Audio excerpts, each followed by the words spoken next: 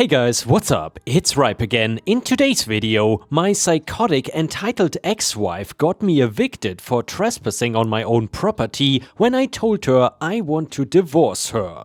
I ended up suing her and it didn't end well. Here is what happened. Subscribe to Ripe on YouTube and hit the bell to turn on notifications. This is a story that I've been itching to tell for a while, but was told legally it was best to not mention anything until it was settled. Now that there is nothing stopping me, I want to tell you all about what happened when I came to my senses and divorced my ex-wife. I know right away people are going to say that a divorce takes two people, and since you're only hearing it from my side, it is biased. Before I get into what happened, I just want to talk about the things that led up to the fact that I divorced my wife. When we were dating and in the early life of marriage, she was a totally different person that I found her to truly be. She had put on this act of a normal and even at times shy and meek woman. I loved to take care and do things for her, and she would always seem so happy for the smallest things. She had also told me that she had never really connected with a guy before and for a long time thought she was never going to find anybody that really understood her. She told me stories about her parents being addicts and her having to leave home young and start a life for herself. It turns out that all of that was a total lie, and once we got married, the real her started to show through.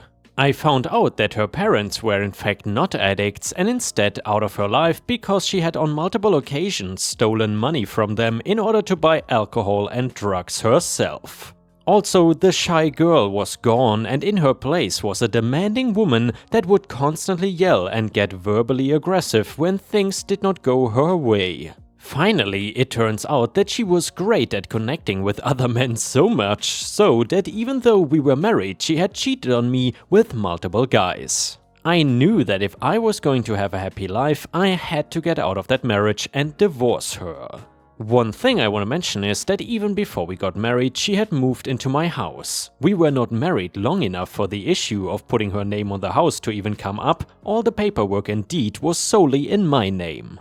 Anyway, at first she seemed pretty accepting that I wanted to get a divorce from her, but as I learned, she was not the one to make anything easy. She ended up at one point calling the police when I was in another room and did not know. They showed up and she started yelling that I was her ex-husband and that I was trespassing on her property. They did not want to listen to a word that I had to say regarding any of it. I don't know if this is everywhere, but the police system can be a little broken where they assume whoever called them is in the right, and if she says I'm trespassing, they will do what she says and removed me from my own house. And by the way, Ripe stars, I really hope this did not happen in the US. I was brought into the station and had to fill out paperwork and talk to officers for hours, with still none of them listening to me that it was my house, in fact.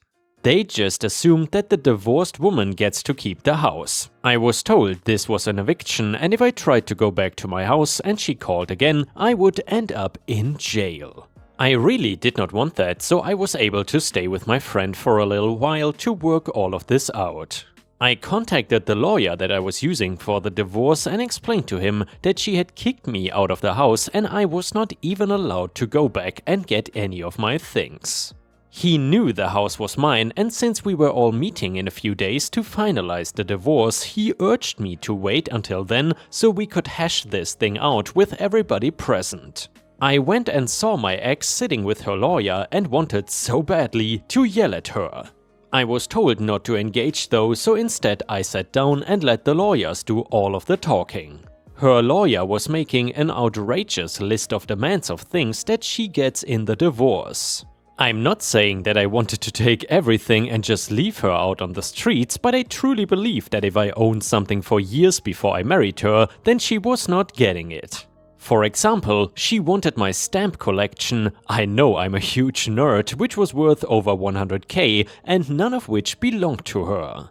When it came to the house, my lawyer asked her directly if she was residing in the house alone because I left of my own free will. Apparently her side was saying she should get the house because I abandoned her with it. She of course backed up that statement, and in that moment my lawyer knew that he had nailed her with a lie. He pulled out the police reports from that day that showed that I was removed by the police, with her claiming that it was her home and I was trespassing. She stammered and whispered to her lawyer before he said that it was common for the house to go to the wife in these situations. And by the way, ripe stars, that is a pretty dumb common occurrence. If someone lies about you trespassing on your own property and then gets your house, that should not really be the case if you ask me. Anyway, if not, we would have to sell it and split the profit down the middle. I was not having any of that, and neither was my lawyer. He pulled out papers and quoted laws stating that she had no claim to the house under any circumstances. Her name was not on the deed, no check in her name was making payments, and she was not living with me long enough for certain laws that protected her claim to the house to take effect. Instead, my lawyer said that her tricking me out violated many laws, and she essentially tried to steal my home under a fake ruse. He turned to me and told me that under the law I had every right to prosecute her if I chose to. I'll admit that it was a little bit petty, but I said yes and wanted her arrested for the attempted theft of my house and lying to authorities. Now suddenly the police all believed me when I said my house was actually my own. She had to go to a totally separate court than the divorce hearing to deal with the house. It was worse because in between the two legal meetings she refused to move out of the house even though I had every right to tell her to.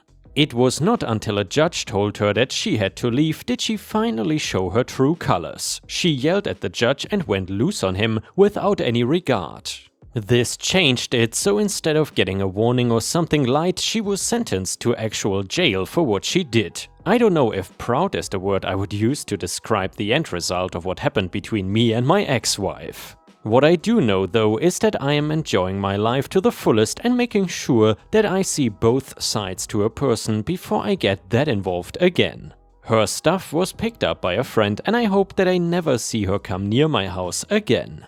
And yeah, ripe stars, divorces can get pretty ugly, however, I would hope in most cases they are not as bad as this one. Either way, if you want to hear more stories about crazy divorces, then please let me know in the comments, and now let's continue with the next story. And the next one is titled, "No lady, I don't work for the army." So, I am a World War II reenactor who reenacts US Army. I usually tend to practice battle scenes in my yard, so that way I'm prepared for a reenactment.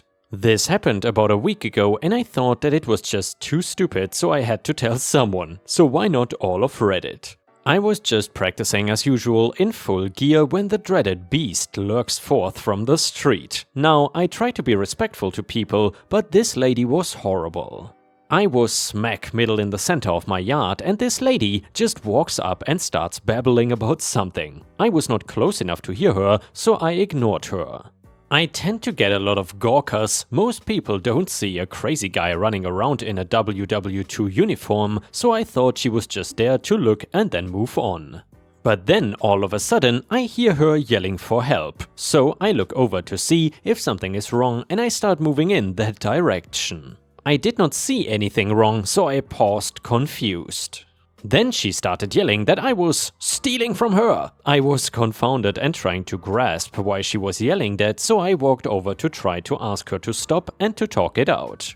The following conversation goes like this. Me, "Why are you yelling that?" Lady, "Because you have stolen from me." Me, "I'm not sure how I did that. I don't even know you." Lady, "Don't patronize me. I don't have to answer to an idiot like you."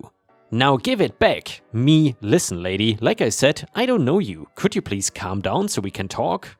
"I am happy to answer any questions you have." Lady, "I'm not talking to someone who is assaulting me." "You stole that from me." At this point I got confused as I don't remember stealing anything from her. Me, "Alright, listen, how about we both calm down and talk about this like adults?" Lady, "Why should I? You stole from me. Now give me back that army stuff." Me, "Ma'am, this is all my equipment." "If someone stole your stuff, I would be happy to help you look for it." Lady, "Liar, you stole it all from me." "If you don't give it back, I will call the cops." Thinking this was a bluff, I went inside. Because what kind of crazy lady would actually call the cops on something as trivial as trying to get my stuff? A couple of minutes later, I see two officers outside my house. I went outside and this lady is screaming at them. "Lady, the lunatic is in there! Go bust down his door already!" Officer number 1, "Ma'am, I believe he's already here." Me, "What's the problem, officers?" Officer number 1, "Name and age please." I proceed to give them. Officer 2, "Sir, did you steal this woman's army stuff?" Me, "No ma'am, all the equipment is mine. I have the receipts of the purchase." Lady, "Liar, that's my stuff. I want it." Officer number 1, "Sir, could we come inside to ask you a few questions?" Me, "Sure thing." Lady, "Make sure he gives all of my stuff back. I want it now." The officers questioned me. I showed them the receipts and told them of how this lady just came up and accused me. The officers just looked at each other as if they had done this before. The officers then went back outside and talked with the lady. I watched from the inside because I did not want any more yelling, and watched as the officers drove away. This lady then proceeds to have a breakdown in front of my house and walks away. I have not seen her since. Maybe she is still out there lurking in the shadows to strike another unsuspecting victim. And yeah, ripe stars, I would almost assume that the lady in this story had some mental health issues, so yeah, sometimes in these stories, I mean, as outrageous as they are, but it is kind of a little bit hard to laugh at them, because I sort of feel sorry for the people involved, and not just OP. Anyway, the next one is titled, "More Entitled is Not Possible." I work part-time for a company that rents accessible vans for those people who need it due to being wheelchair-bound. Think Hertz or Enterprise of wheelchair-accessible vans. I have worked off and on with them for 4 years, while I am a 40 female. I'm in school for my physician's assistants. I am almost done with school, and this job is a small company family-run business, and my boss is an awesome boss. She 99% of the time knows that the customer is in the wrong, as our calls are recorded. We get some of the most entitled people ever. A little backstory that is relevant and will come into play later. I was in the military and was severely injured while serving my country on a deployment. This injury left me in a medically induced coma for 3 months while my broken back and neck healed, as well as a few holes in my body from shrapnel. It also unfortunately left me wheelchair-bound for several months after, as I regained my motor and neurological function. I literally had to teach myself with OT, PT, ST and MT how to eat, speak in full sentences, write, etc. again. So I, out of anybody in my company, know what a great service this is. Now onto my story. It's a call I received last night in the middle of the night. I work the mid-grave shift and I am basically on my own to make decisions, check the customers in and out, give them airport parking locations, help with customer problems and complaints, as well as explain to people who call that we are not a medical transport company. I must get these calls 3 to 4 times a week every night I work. We actually rent the vehicle for someone to drive their loved one, friend or whatever around. We are not open for reservations or anything other than getting the customers into the vehicle. It is basically an on-call position after 6 PM, Monday to Sunday. It says this when you call the recording. So I can sleep, watch TV, whatever, as it is all remote positions. Last night, a lady calls at about 2:30 AM. We will call her Emergency Room Karen. Well, ERK says after I answer the phone call after being woken up, ERK, "Were you sleeping? How unprofessional." Me, "Excuse me? Ma'am, but I'm an on-call remote position and I'm very much allowed to sleep." ERK, "Whatever, so I need someone to come pick me up now." Me, knowing right away she thinks we are a transportation company. "I'm sorry, but we don't offer that service," and tell her what we do offer. ERK, "Don't give me that crap. You just don't want to do your job. You need to get someone out here to pick me up at such and such ER now. I got the virus and C. diff, communicable and gross." Me, "Ma'am, like I said, we don't offer that service. You need to ask the hospital for a number to a non-medical transport." ERK, "Listen here, you little stupid girl. Get someone here now. Google said you were a non-medical transport and I want someone out to this ER now." This is when she drops the most disgusting statement ever. "You don't know what it's like to be in a chair and have issues walking. Now get your ass in gear and get me that right, you stupid idiot." Me, "Ma'am, I'll be disconnecting this call. Have a good morning." I hang up less than 10 minutes later and she calls back. This time she has found a security officer to help her. Security officer, "Ma'am, this is Officer J with XYZ Medical Center and ER." This patient says you called her an R, a word that is so messed up, and said she could wheel herself home for all you care, and a beaner. Me, sir, no, that's not what went down. I filled him in and told him we record all our phone calls, and as I told her, we don't offer the service she is looking for. SO, well, you need to find her right. This is not our issue. You need to find her right now. Me, actually no I don't, nor is it my responsibility to do so. He says he's going to call the police on me. I let him know please be my guest and do so. He hands the phone to ERK. ERK, I need a ride now. I told you already you don't understand what it's like not to be able to get in a regular car and go. I'm disabled and in a wheelchair. At this point, this is the third time she has made this comment. Me, ma'am, first off, we don't offer the service you are looking for. Secondly, you keep making the comment to me like I don't know what it's like to be in a chair. We are on the phone. You have no clue if I'm in a wheelchair or not.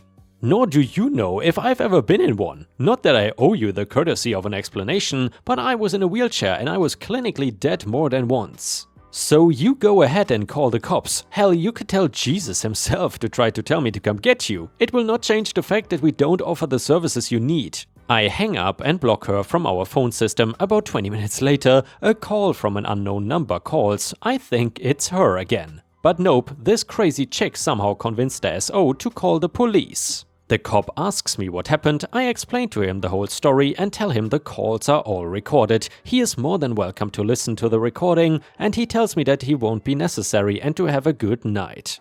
I think this is the end of it, but of course it is not. My boss texted me today to call her, so I do, and she asked what happened with that call last night. I tell her to listen to the recordings. She does, and I have not heard anything else about ERK. This is just a taste of the types of crazy calls I get every night I work. Just some things I didn't mention. In order for someone to get to me, they have to listen to a recording and hit an extension. This crazy Karen actually hit the urgent option that cuts into another call I am on with an actual customer. And the next one is titled Pizza, Tales of a Rural Delivery Driver, posted by user Catastrophe on r/ripe stories. Many years ago, I worked for a small local pizza delivery restaurant. This place was known for comically large pizzas, 24 inches and 26 if I remember correctly, and being one of the few places that delivered in that area. As this is a rural area, many customers lived on dirt roads and I drove a truck.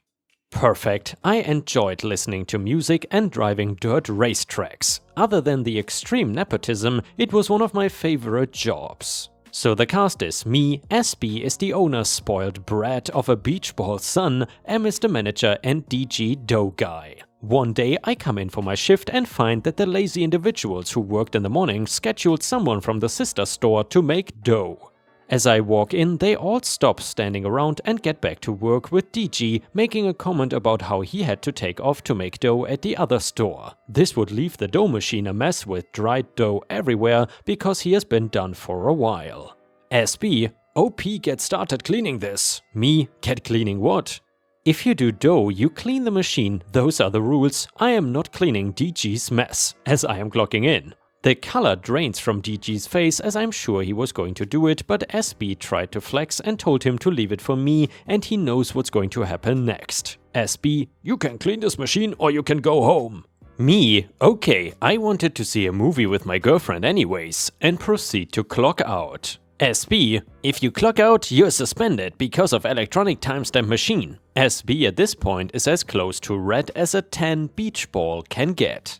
I thought he was going to have a heart attack at 16. SB, you're suspended for a week. Me, thanks, gives me more time to work on my truck and indulge in hobbies. So I did exactly that. I saw that movie, I don't remember what it was. The more likely scenario is I rented someone from the local place and hung out with my girlfriend and made dinner.